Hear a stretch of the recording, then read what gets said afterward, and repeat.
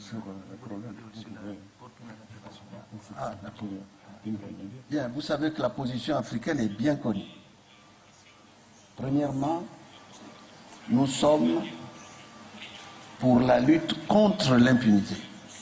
Nous ne sommes pas pour l'impunité. Nous luttons contre l'impunité, comme partout ailleurs. C'est clair.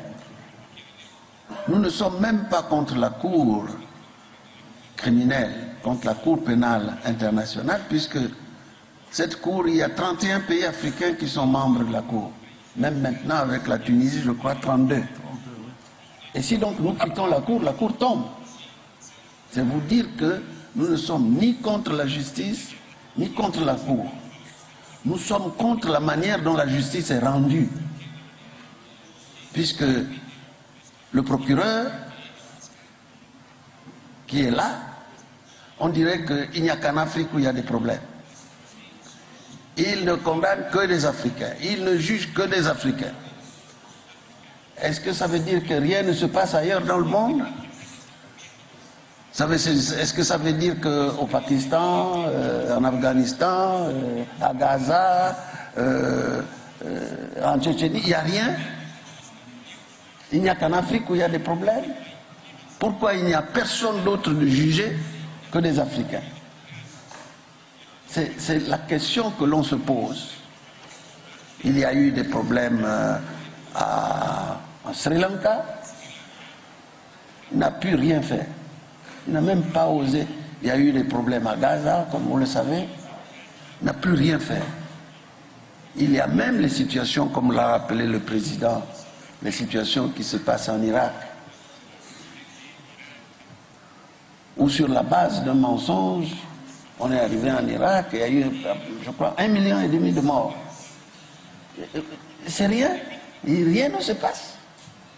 Vous voyez, on se pose des questions que vous devez vous poser en n'écoutant pas seulement certains de nos collègues de la presse ici qui ne voient qu'un aspect du problème.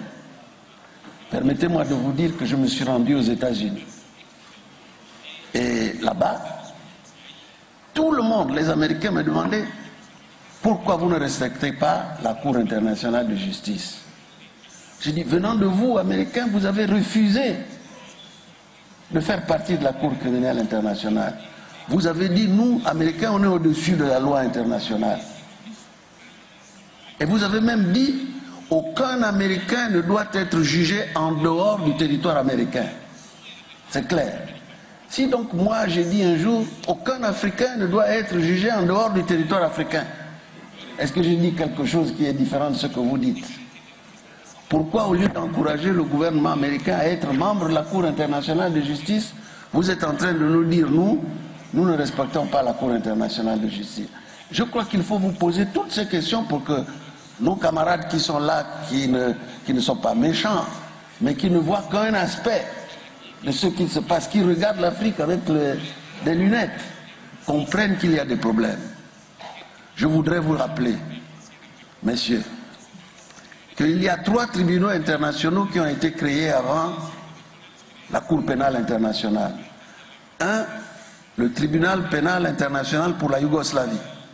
C'est ce tribunal-là qui a jugé Milosevic, pas l'ICC.